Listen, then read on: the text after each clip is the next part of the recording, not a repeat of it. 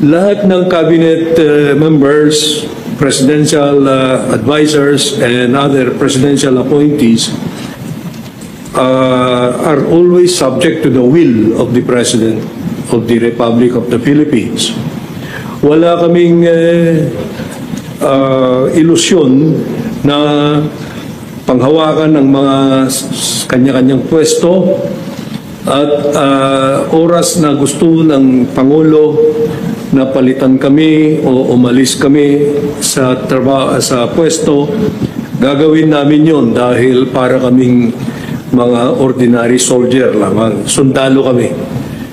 Lahat kami ay naghain ng aming courtesy resignations as called for by the President. Walang nag-hesitate.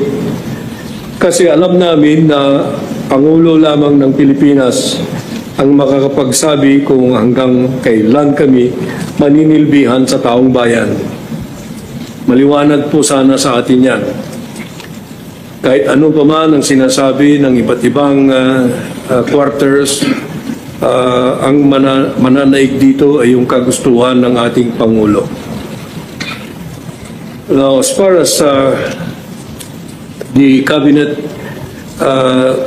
or the number of resignations, yung mga nag-resign, courtesy resignation, as of the time that we started this press conference, there have already been about 52 who have submitted.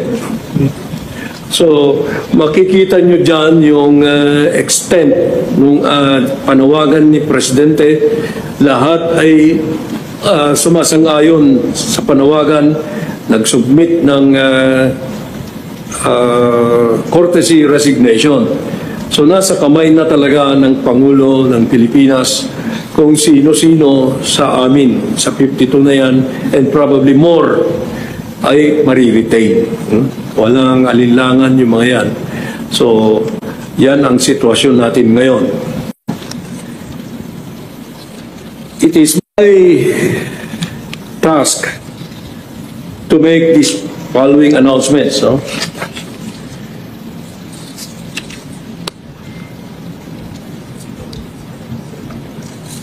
Because of the importance, dahil sa kahalagahan ng economic team sa buhay ng ating bansa, yan po ang unang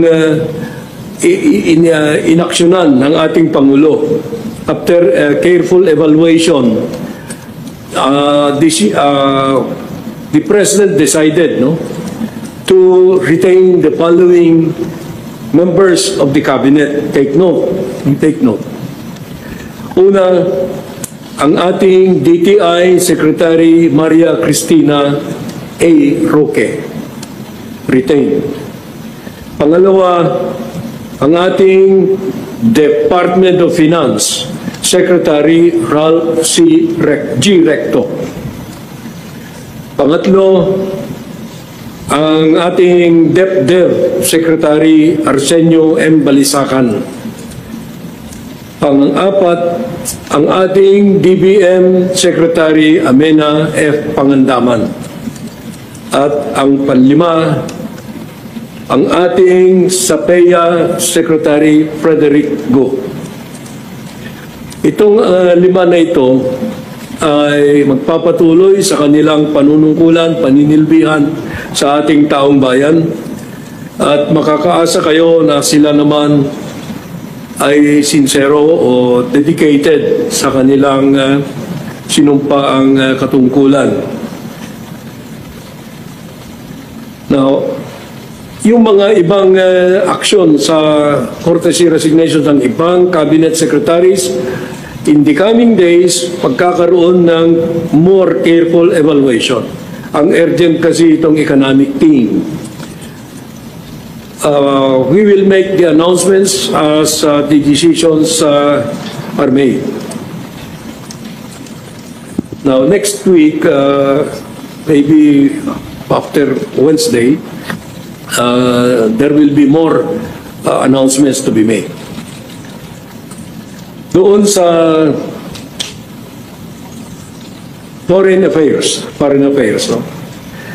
Ang ating permanent representative sa United Nations, si Ambassador Antonio M. Lagdameo, has earlier signified his desire to retire after many decades of service to the country as an ambassador. Siya po ang nakaupo ngayon sa permanent representative sa United Nations. Yung kanyang retirement mangyayari effective July 31, 2025. Now, nararapat lamang na pangunahan natin yan at i-announce na ang papalit sa kanya sa United Nations ay ating magaling na DFA Secretary Enrique A. Manalo. Ganyan kahalaga yung position na yan.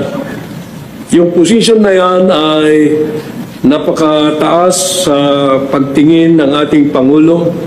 Kaya si Secretary Manalo mismo ang ilalagay natin dyan, nakapalit ni Ambassador Antonio Lagdameo, effective August 1. Ang papalit naman kay Secretary Manalo ay isa ring very capable na diplomat